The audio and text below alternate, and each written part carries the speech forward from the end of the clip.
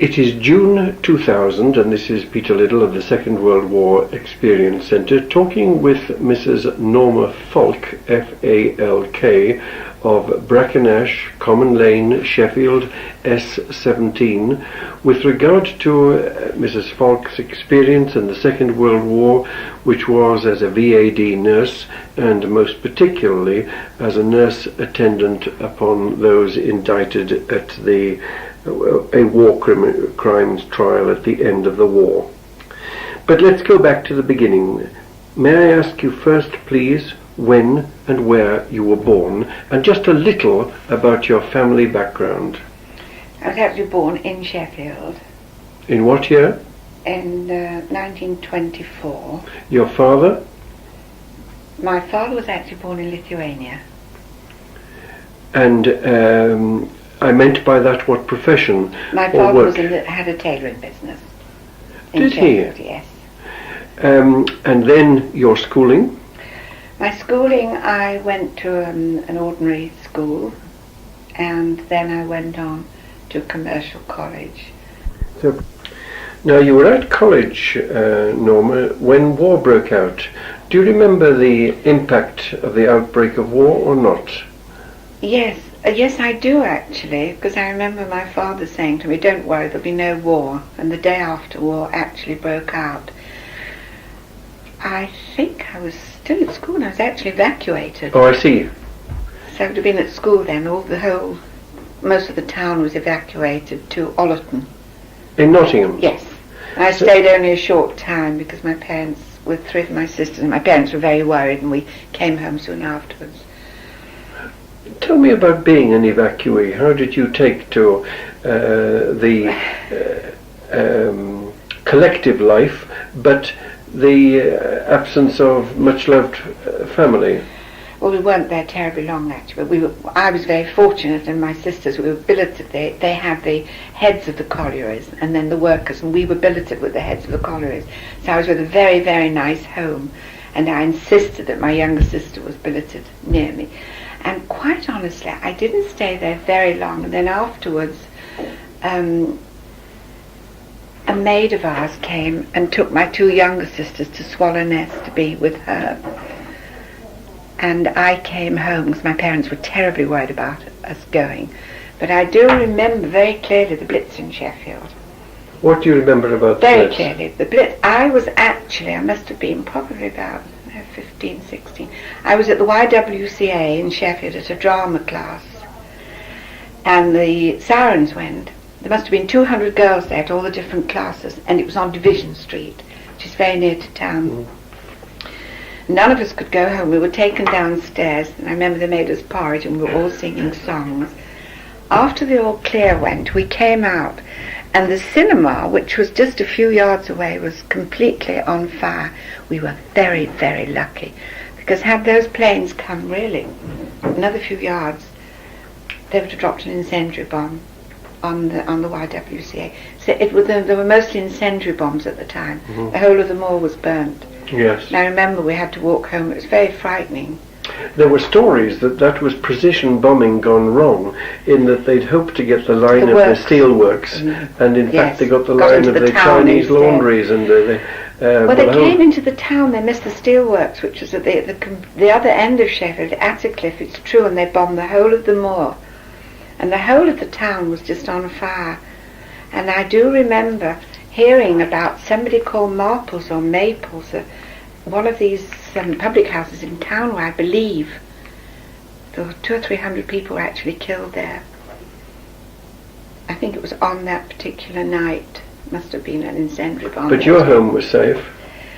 Fortunately, but my friend who lived in Netheridge, they had an incendiary bomb. Luckily they'd been out of the house, and their house was damaged. Yes, we were fortunately all right. I remember my daddy was an ARP warden. Both my parents were ARP wardens at the time. And we were fortunate, because we were outside. We weren't in the town, you see. We were on sort of outside the town. What sort of impact did the war make on your attitude towards your studies at college? Well, I suppose we were very young. We didn't realise until we had the first Blitz. You couldn't realise the enormity of it, really. I just remember thinking, how could a war last for 4 years, the First World War? Thinking, oh, this is going to be over very soon. You know, it went on for such a long time. Because as a youngster, thinking, how could a war last for all that time? How could people spend that? We didn't even know then how terrible the First World War was. Not until one is older and you read more about it. Intuitively, I've just been wondering whether with your father coming from Lithuania and with it being in the tailoring trade, whether you were Jewish. Yes. And did that have anything at all to do with the anxiety of your mother and father being away from them in Ollerton? No, they were just very devoted parents, and Daddy just didn't like us out of his sight. It was as simple as that. To what extent, 4 girls, in the early days of the war, were you conscious through your father, perhaps, or mother, that this was also an ideological struggle, a struggle for the values that people in this country held dear, despite there being, of course, prejudice, anti-Semitism indeed. But to what extent were you conscious that through perhaps the teachings of your father and the anxious conversations with your mother, that this was not just a war of enemies, but a war of right and wrong? Well, it was very difficult. We were very young then. I don't think you realised just how dreadful the whole thing was when you were about 15. It was a bit scary. You were thinking, gosh, there's a war and what's going to happen? Are the planes going to come over? Is everyone going to be bombed? Remember, we didn't really know what was going on in Germany at the time. Things weren't leaking out. No, but at the same time, there was a real fear of invasion in 1940. It was really frightening. I think we couldn't comprehend this. It was very difficult to understand the enormity, really. I wonder if your father was Daddy more... probably did. I lost my parents, actually. My parents were shot in Lithuania. And my eldest son, who was professor in medicine in Boston, went out to a conference last year in Stockholm, went with my nephew, who lives here, to Lithuania to see where Daddy's parents lived and where the plaque is. They were all shot and buried in the woods there. You mean you lost your grandparents? My grandparents, yes. And aunts and uncles. And my daddy never saw his parents since leaving Russia at the age of about 19. And the reason they came was because the oldest boys were sort of taken into the Russian army, I gather. And most of them left. I mean, Daddy came to England not knowing a word of English, with nothing. It was incredible. And picked up a language and had a trade here. But he was the one who worried terribly, because I remember right up until the war writing my grandparents' address, I can see it now, on an envelope, the same little tube for Daddy, before he actually learned to write English. We used to address the envelopes. And we heard from them regularly until the war started. And I knew Daddy, who didn't say a lot, but he must have been, really, it must have been terrible for him. His parents and brothers and sisters. How had they been killed? Were they killed? They were shot. They were all taken into because, as I say, Rodney got all the details. Has a lot of information on it. By the Germans. By the Germans. When they came in, it was it was going towards the end of the war, actually, when this happened in Lithuania. And Rodney actually has traced in various books a lot of details about this. That's why he wanted to go out to actually see where his grandparents had come from. They were Jews, of course. Oh, yes, yes. Well, let's come back to you, Norma. You complete your course at the college. Yes. And you get a job. And then I went to work at a stationery place, and then somebody who had sports gear. And then I decided I wanted to nurse, and did my Red Cross training. And then I did volunteer to join up.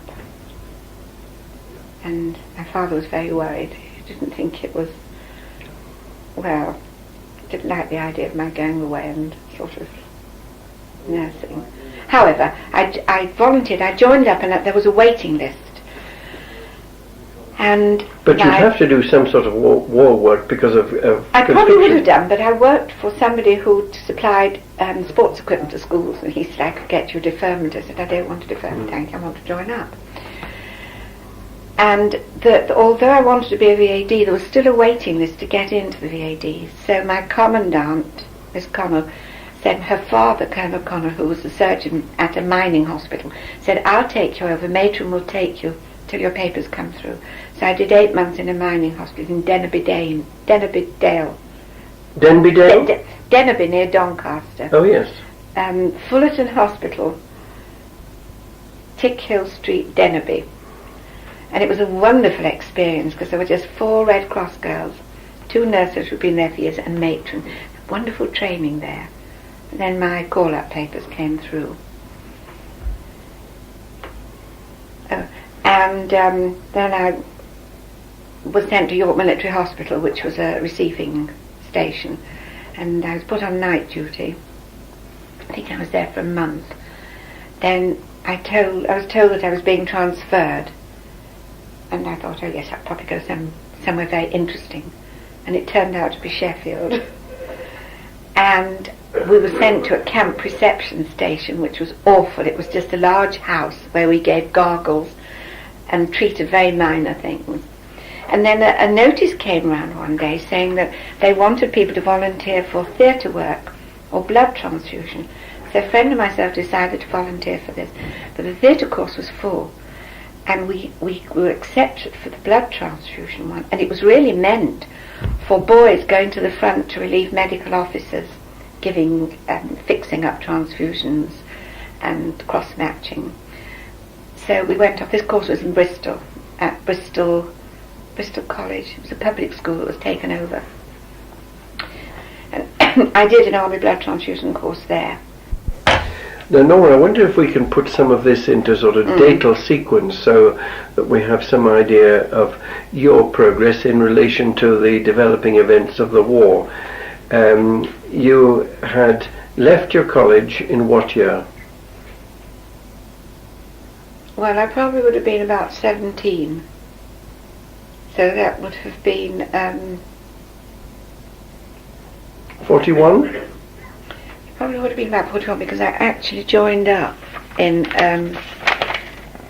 40. I joined up May 44 actually. So I'd done 8 months before that in a civilian hospital, which would have been 43. And I remember I went abroad on my 21st birthday, which was just after the war was over in May, and we went abroad in July. Well, perhaps I want to ask you whether you were to have had any other memories related to war, rationing, for example, fundraising, propaganda, security. Well, it wasn't too bad in Sheffield, apart from the couple of sort of those bad blitzes we had. I think we weren't aware of just how bad it was until, well, except listening to the news. I remember going to the cinema and seeing various news bulletins, of what was going on with the fighting. And that was a bit scary. But still, as youngsters, it was still very hard to comprehend what was really going on. Well, we were quite sheltered in Sheffield, really. That's why we came home pretty quickly. Then what qualifications did you have when you went abroad to serve as a VAD? What qualifications? Well, I had my British Red Cross First Aid and my British Red Cross Home Nursing.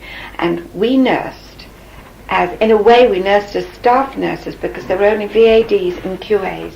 QAs were Queen Alexandra nurses. They were the sisters.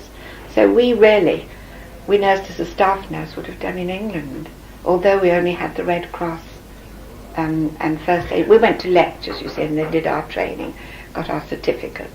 So your first post when you crossed the Channel and went by some means, train perhaps, I don't know this, to your first hospital, where was it and what sort of cases were you dealing with? Her first hospital was Lüneburg,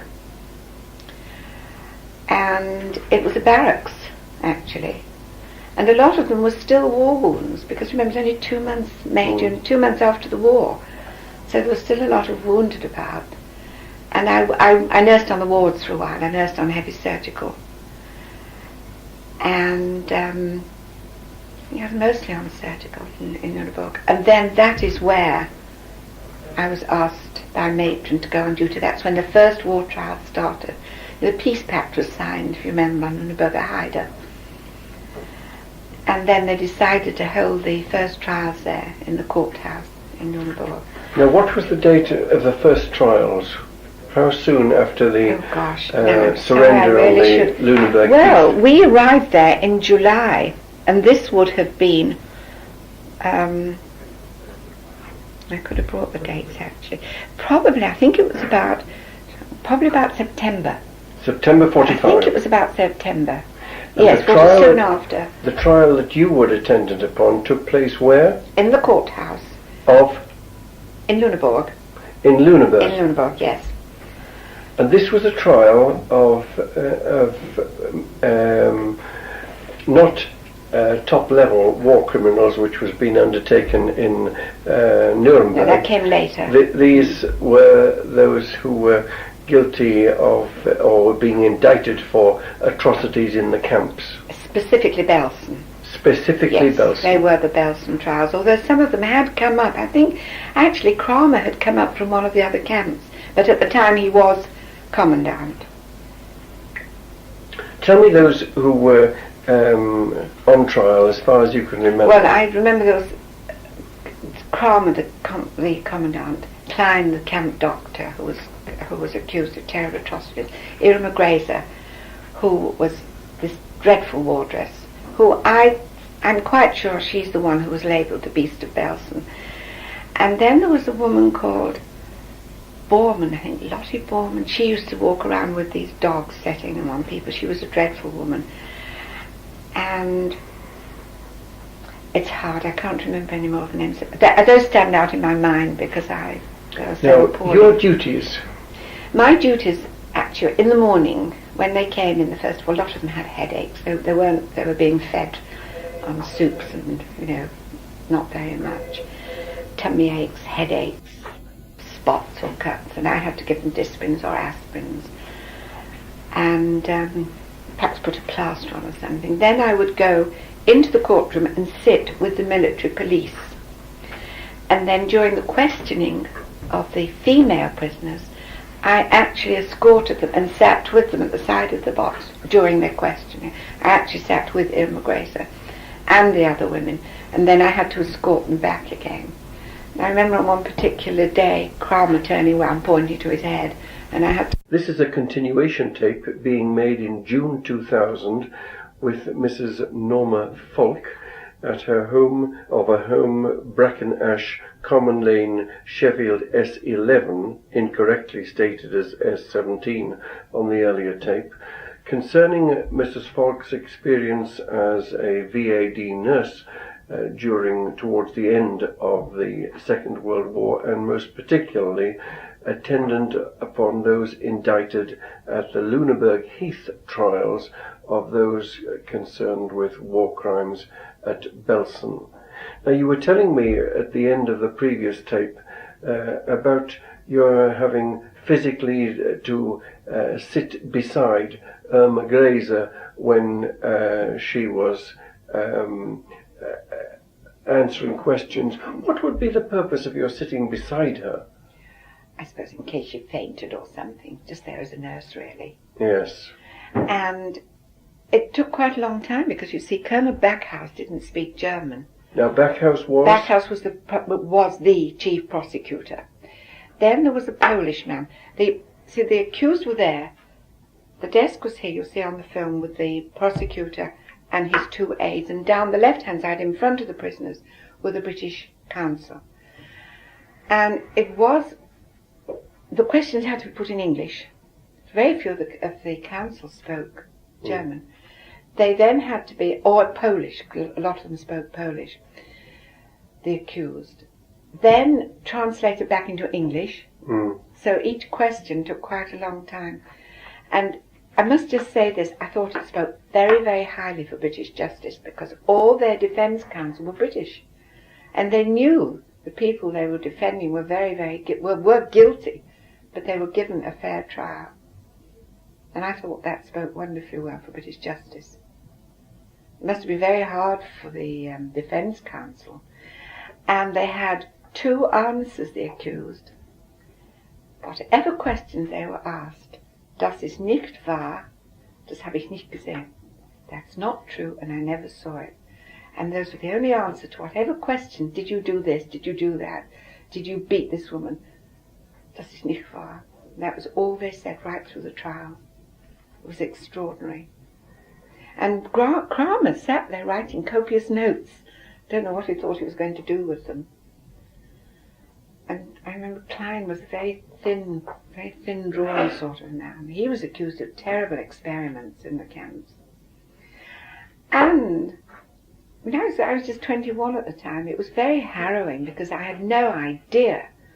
You heard a lot of it sort of infiltrated through things that were happening, but we still didn't know the enormity of it until you heard this actually in a courtroom. And what was so extraordinary, they all sat there, very passive, no sign of emotion at all. Yes, that's what I was going to ask you. No sign at all. And From any of them? No, and Irma Grace, I remember her very clearly sitting. I can see her so clearly sitting there. The press were up above, and she had this long blonde hair, and she was doing this the whole time. No sign of emotion, Tossing her hair whatsoever. It was quite extraordinary, and I was very shaken because as I say, hearing all this catalogue unfolded. And I remember one particular witness, a doctor called Dr. Blimker, a female doctor, who spoke extremely well. And years later, she came to England because I read an article about it, and I wrote to her and said how that I'd heard her give evidence at the Belsen trial. And she actually did help with treating some of the patients. And some of them, you see, some of these people who were accused were very rough. And of course they'd been taken into the camps as warders because those were the sort of people they wanted to work there, uneducated. A lot of them just got away with prison sentences. But I was actually there when the hanging was pronounced, when Colonel Backhouse put on this sort of black cap, I remember. They just walked out of the court, no emotion whatsoever. Still no emotion? Nothing at all. I think they knew this was going to happen. And if I may just deviate from this, I heard when they had the celebrations of the war, was it 2 years ago, 50 Years War, and they did a lot of programs on television. A colonel came on one night and was talking about his experiences in Belsen. And I wrote to him and said I was amazed at listening to this, and I explained why. I wish I brought the letter. And he thanked me for writing, and he said that he had gone into Belsen, and he went up to one of the locked doors and opened this door, and somebody came out. He said she had a gun in her hand. It was this terrible Irma Grazer, and he didn't know why she didn't shoot him. They'd just marched into Belsen. But anyway, they captured her. And he said, I was the first person who had ever mentioned the Belsen trials to him since he was released from the army. You know, in other words, people don't want to know, and they'd forgotten. Charming letter he sent to me. I still got the letter. I really should have brought it with. He was so pleased that I'd written, because he said nobody wanted to know anymore.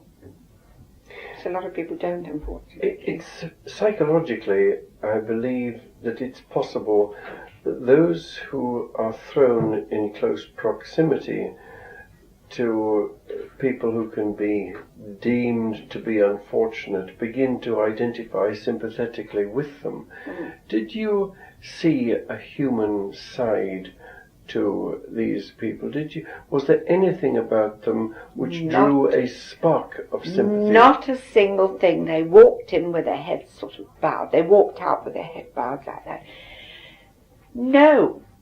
The only thing was difficult, talking of sympathy, it was a bit difficult at the hospital because we had, before I went on duty, we had German orderlies. I was working in theatre.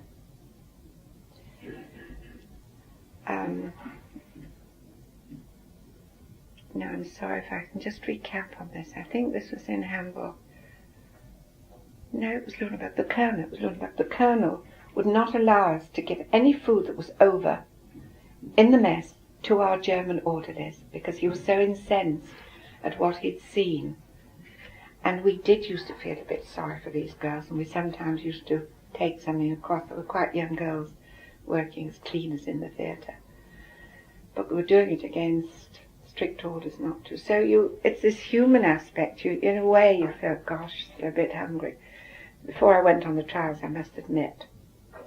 But at the trials, I can't say there was anything that I thought that, oh, it's terrible, and one felt sorry for them. Not when I heard all these things, I must be very honest. So no relationship other than one of clinical detachment developed between you Not at and all. any of them? Not at all. You really didn't speak to them. It's only a matter of, as I say, if they Did any of them try to, in any way, induce a spark of sympathy from you? No, not at all. They came and they just sat there, and you gave them whatever it is, or you put a plaster on them, or a bit of ointment. Not a word. At the time I didn't really speak any German, and they didn't speak English. They simply sat there looking very sullen. Particularly Klein didn't write anything at all. He just sat there looking ahead of him because he knew very well what was at the end of it. But no, they didn't try and communicate at all. They were just brought in each morning and sat in their rows and then taken out after the trial was over for the day. Did your responsibility end with the trial, or did it go into the period awaiting their execution? No, it ended with the trials. Then we were actually taken to Belsen, to the camp, which had been emptied by then. And then I did visit the hospital in Bergen-Belsen. They had a hospital there, and I do remember thinking, how could they smile? They'd just been released. I mean, they were in a terrible state, and yet they managed to smile there. Couldn't really communicate with the patients, because at the time I had no German, but you smiled at them, and we were taken round the hospital and the camp. But my duties finished as the trials after they'd been sentenced. I didn't really know what happened or where after that. But they learned by those trials, I'm sure, how to handle the Nuremberg trials. They must have done, because these were experimental, really. They were the first of the war trials we'd ever had, weren't they? And did they have any after the First War? No, they didn't, you see.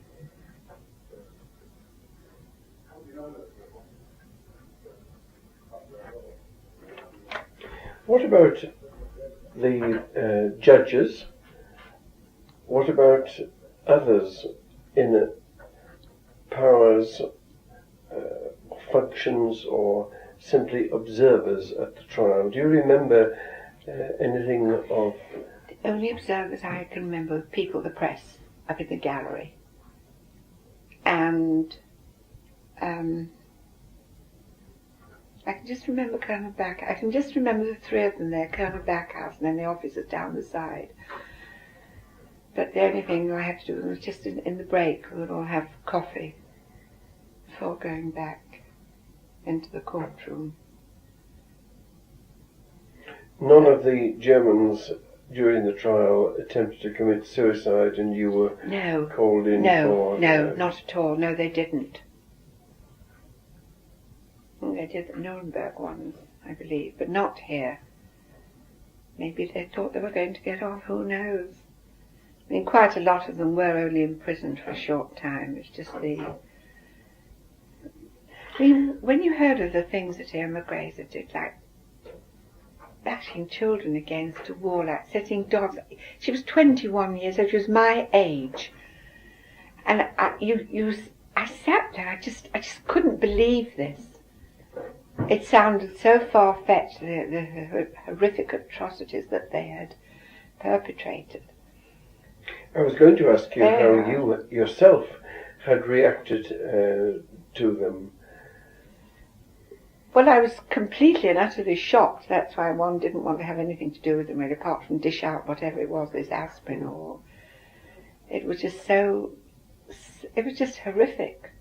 It was still hard to comprehend because still a lot of it hadn't leaked out until the trials began, and then you heard more of what was happening.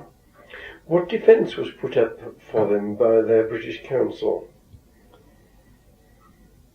Well, a lot of the things were, for instance,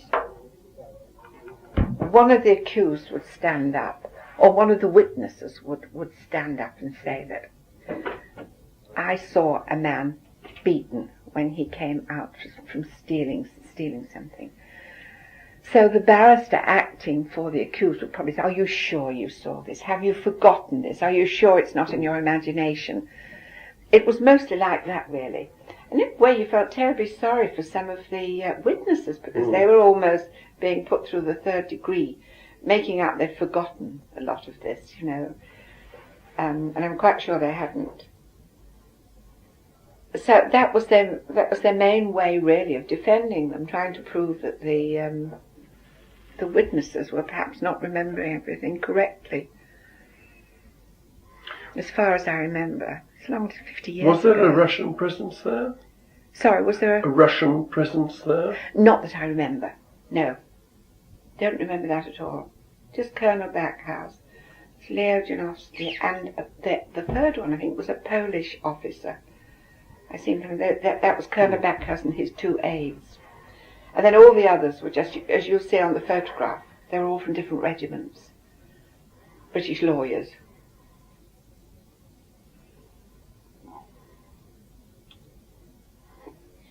As far as I can remember. So you stayed on after the trial? Sorry, You stayed on as a VAD in Europe? Oh, a long time after. Oh, yes, because I was in Germany 22 months.